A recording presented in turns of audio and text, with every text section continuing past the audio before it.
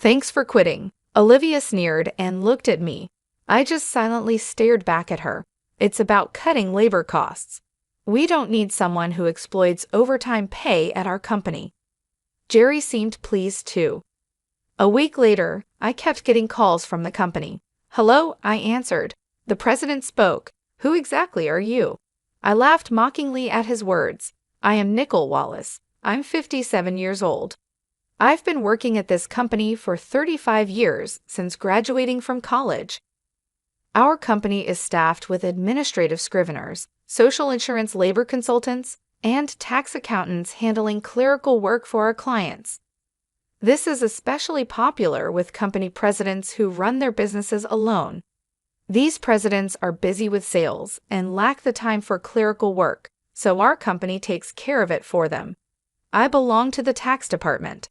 I got my bookkeeping and tax accountant qualifications during my school days, and that's why I joined this company. Now I'm managing 41 clients, which keeps me quite busy. Even though a part-timer handles the accounting entries, it's still overwhelming. But I can't show any weakness. Our clients are all long-term relationships, and many of them have had their fair share of hardships. Seeing them face adversity, I feel I can't lose either. So here I am in front of my computer again today. Lately, I've been troubled. Jerry and Olivia have been harassing me. Jerry, 6 years younger than me, is the head of the tax department. He used to be just a regular colleague, but his attitude changed drastically 5 months ago when he got promoted. He used to speak politely, but suddenly he started talking down to me. Nicole, what are you doing? You've got some nerve slacking off during work hours. He's always either sarcastic or complaining.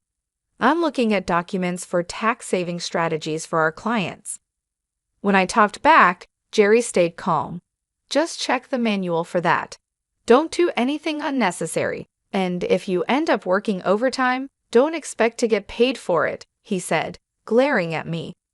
Unable to respond, I heard Olivia, Jerry's assistant, say, Nicole, you should work more efficiently. At this rate, you'll never finish. That's why you're still a regular employee. Olivia laughed mockingly. I was the first to be offered the promotion to department head, but I declined. Becoming the head meant more time for management and less for client interaction. It was an internal offer, so Jerry and Olivia didn't know about it. I'll make sure to complete my regular duties as well, I managed to say. Still, Jerry and Olivia's harassment continued. You're increasing overtime again. What a waste of overtime, Jerry's angry voice echoed today. Nicole, cut it out. Your constant overtime is dragging down the whole tax department's performance, Olivia sighed. The reason for yesterday's overtime was simple. Jerry had accumulated a month's worth of declaration forms to be filed by the end of the month. After work yesterday, Jerry suddenly said, "Take care of these," and left several client files on my desk. I turned pale when I saw the files. Wait, these all have deadlines this month, right?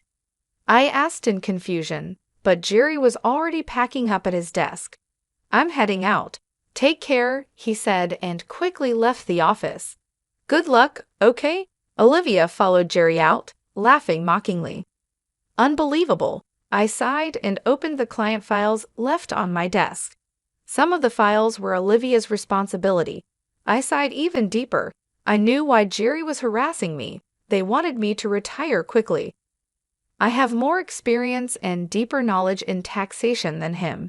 So other members of the tax department come to me with their questions instead of Jerry.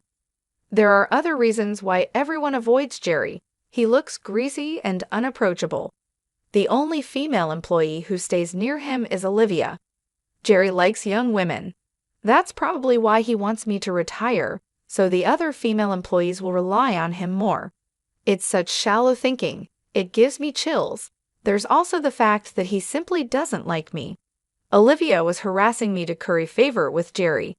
Jerry evaluates the performance of the tax department, so she probably wanted to undermine me to get a good evaluation from him. Anyway, I have to manage these declarations. I have to prepare the tax declarations for my assigned companies, but it looks like I won't finish today's work either.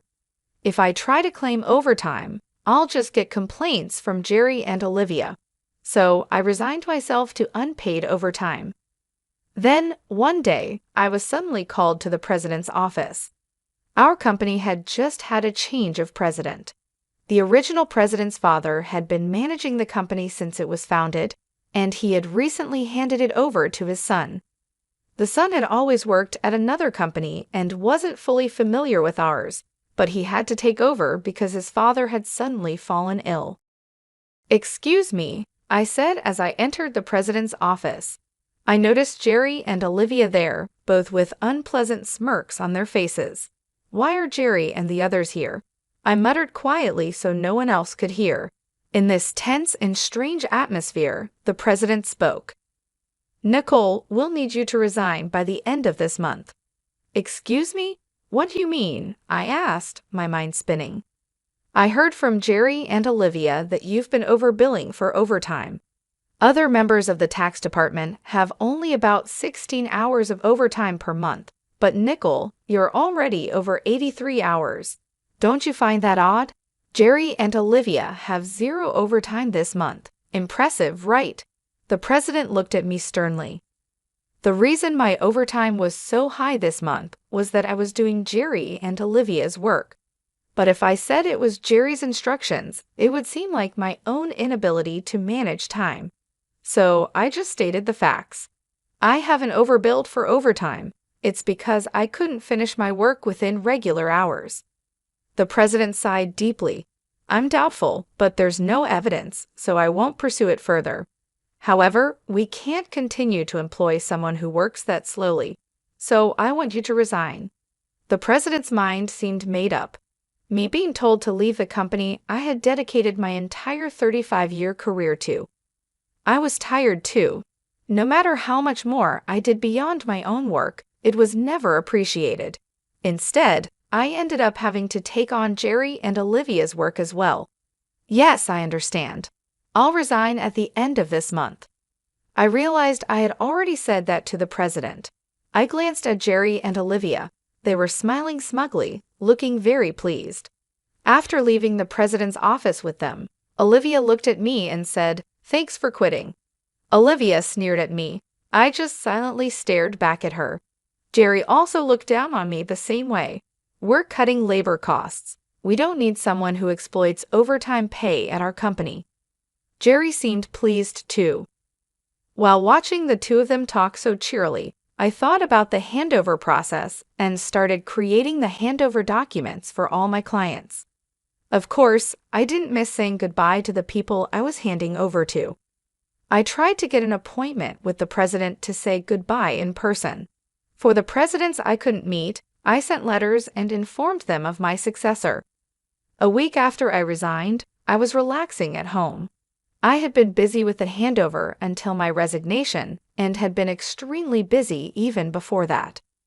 A little relaxation shouldn't be a problem. As I was thinking this, my mobile phone rang. When I checked the call, it was from the company. What could they want now? I made sure to take care of the social insurance procedures. I didn't answer the phone, but then the company called several more times. In fact, I had also received several calls from Jerry and Olivia's personal mobile phones. Maybe they thought I'd answer if it was from the company. Reluctantly, I decided to answer. "Hello?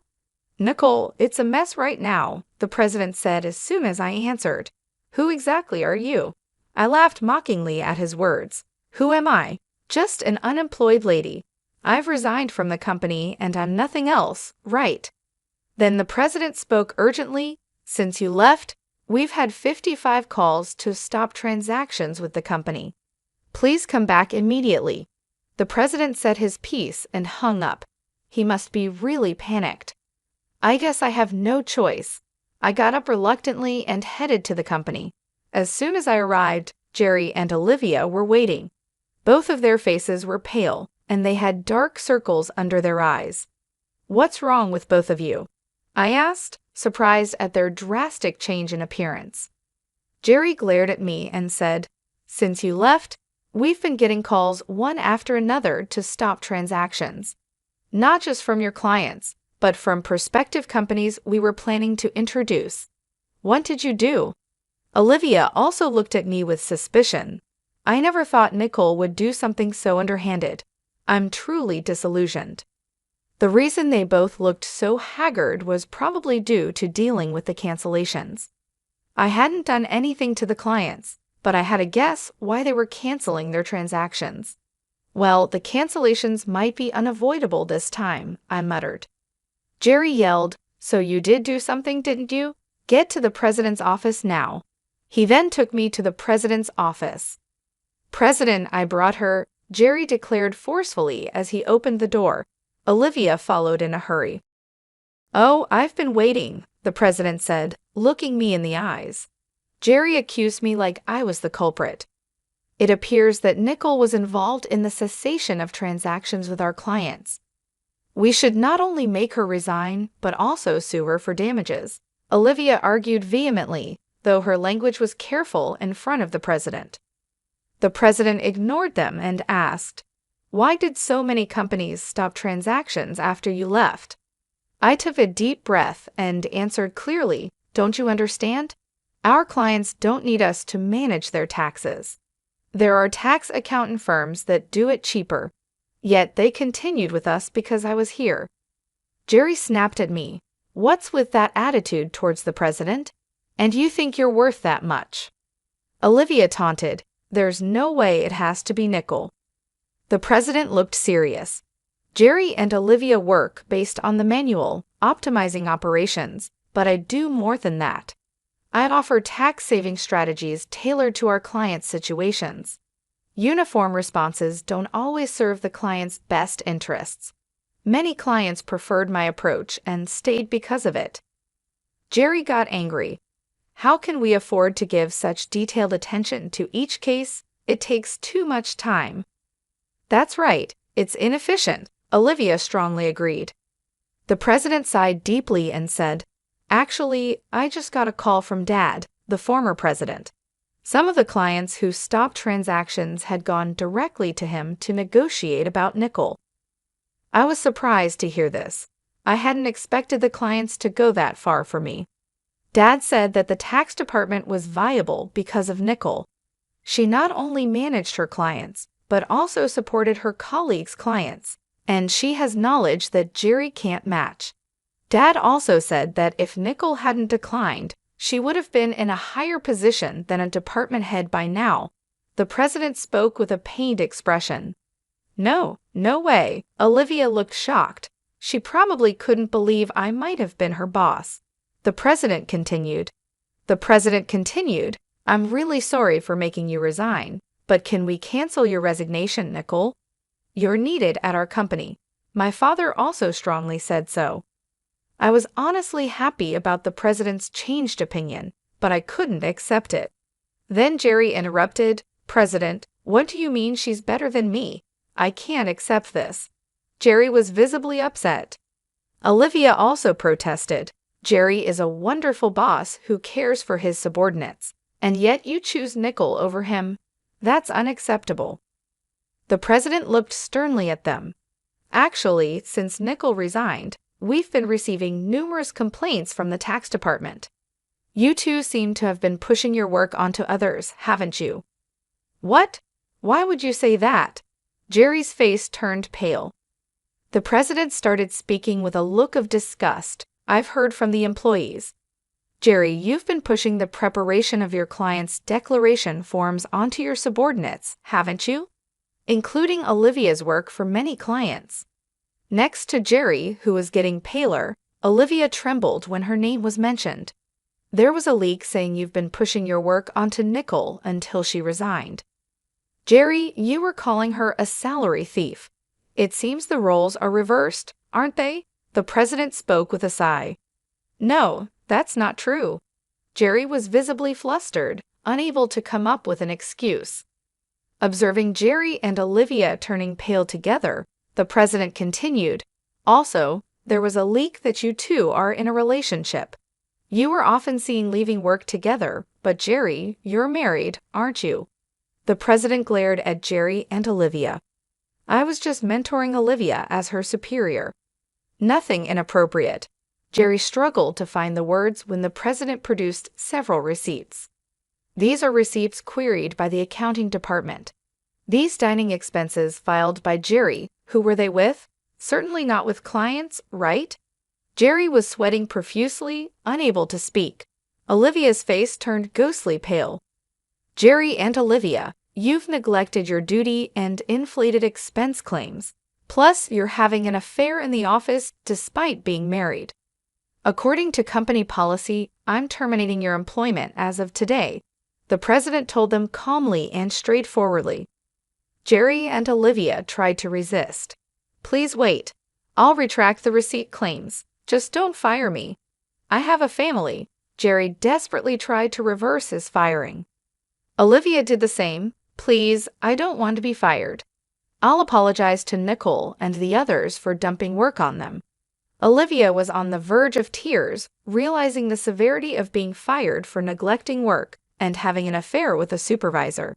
She must have been worried about her reputation. I advised Jerry and Olivia, why don't you just stop resisting? It's undignified. Jerry glared at me. Shut up. What would a single person like you understand? I sighed and said, Jerry, you were the one who got me fired. It's just karma. What goes around comes around. Why don't you take some responsibility and reflect a bit? Damn it, Jerry looked frustrated. Olivia bit her lip. I haven't reported this yet, but there's more to Jerry and Olivia's misconduct. Should I share more details? I asked the president with a smile. Jerry and Olivia's behavior was well known in the tax department. Their stories had reached me whether I liked it or not. No, please don't, Nicole. Stop. Both were frantically trying to stop me. I gave them an ultimatum. Wrongdoings eventually come to light. It would be better for you to face reality before it gets worse. At my words, both of them collapsed to their knees. Ultimately, Jerry and Olivia were fired on the spot. I revealed their misdeeds afterward. These included Jerry faking business trips to go out with Olivia for days and harassing employees they disliked into quitting. They repeatedly reprimanded and pressured employees out of my sight and suddenly assigned work with tight deadlines. The employees who resigned asked me to keep quiet, but now they are happily working at other companies, so I decided it was okay to speak up. The president was furious at my revelation. He expressed his anger about cutting their final salary and also planned to thoroughly investigate past inflated expense claims. Jerry was begging the president, tears in his eyes, please don't cut my salary. What will I tell my family if they find out? Eventually, Jerry and Olivia's affair was exposed to Jerry's wife, and Jerry ended up getting divorced. The two are now facing claims for compensation in the divorce lawsuit. I know this because, for some reason, Jerry contacted me. Please, can you persuade the president to reconsider the firing? Olivia and I are in a real bind now. Apparently, Jerry and Olivia are struggling to find new jobs. The tax industry is somewhat insular. If you commit too many misdeeds, word spreads quickly through the industry's network. That's why no one is willing to hire Jerry and Olivia. They need money for the divorce compensation and living expenses, so now they're working day labor at construction sites. People used to office work suddenly doing hard labor outdoors must be tough. Olivia often calls me crying, Nicole, please help. I just wanted a raise and a better life. I never really liked Jerry, and this situation is unbearable, Olivia would say, crying. However, Jerry and Olivia's predicament is their own doing. Many people, including myself, have been victims of their actions. So I told Olivia, this is all your own fault, Olivia. You can't undo what's been done. It will be hard to return to the same path. You're just going to have to deal with the hardships. No way, Olivia cried out in despair. This was the outcome of Olivia's actions. I hope she continues to regret her actions in the future. As for me, I'm still enjoying a relaxed lifestyle away from work. The president has been begging me to return, but I have declined. After being told to resign once, I don't think I'll go back. Sometimes I help out at a friend's tax office to earn a bit of money. Maybe once things settle down, I'll start my own office like my friend. In my own office, no one can complain about my working style. I can fully dedicate myself to my clients. As a tax accountant, I want to be on equal footing with my clients, not as a teacher, but as part of the service industry. My second life has just begun. I'm looking forward to delving into what I want to do next. Olivia's tears and pleas for help continued to come. "Nicole, please help. I just wanted a better life," she would cry. But her words didn't move me. The memory of the stress and harassment I endured because of her and Jerry was still fresh in my mind. "Olivia, you made your bed, and now you have to lie in it," I would tell her. "You can't expect sympathy when you showed none to others." "But it's so hard," Olivia would sob. "I never imagined it would turn out like this." "Actions have consequences," I replied. "You and Jerry brought this on yourselves. You can't go back and undo it. Now you have to face the results of what you've done." Olivia's cries of despair were the echoes of her own choices. It was a harsh lesson, but one she needed to learn. As for me, I found peace in my new routine. Helping out at my friend's tax office was rewarding. I enjoyed the work without the toxic atmosphere Jerry and Olivia had created. The president's requests for me to return became more frequent. "Please come back, Nicole. We need you," he would say. "I'm sorry, but I can't return," I would reply each time. "I appreciate the offer, but I've moved on." Starting my own office became a clearer goal each day. In my own space, I would set the rules. No more dealing with unfair treatment or office politics. I would focus on providing the best service to my clients, building relationships based on trust and respect. In this new chapter of my life, I could finally breathe. I felt lighter, free from the burdens of the past. My days were filled with purpose, and my nights were peaceful, free from the anxiety that had once plagued me. Looking forward, I saw endless possibilities. I could expand my skills, take on new challenges, and build something of my own. My second life was just beginning, and I was excited about the future. No longer weighed down by the negativity of my old job, I could now fully embrace the opportunities ahead. As I planned my new business, I remembered the support and trust my clients had shown me. They were the reason I continued in this field. Their belief in my abilities was the foundation of my new venture. With them in mind, I knew I would succeed. My journey had been tough, but it had made me stronger. Now I was ready to turn the page and start a new chapter. With renewed energy and a clear vision, I looked forward to what was to come. My past experiences had taught me valuable lessons, and I was eager to apply them in my new role. In the end, Olivia and Jerry's downfall served as a reminder of the importance of integrity and respect in the workplace. Their story was a cautionary tale, one that reinforced my commitment to building a positive and supportive environment in my own office. As I moved forward, I carried with me the knowledge that I could overcome any obstacle.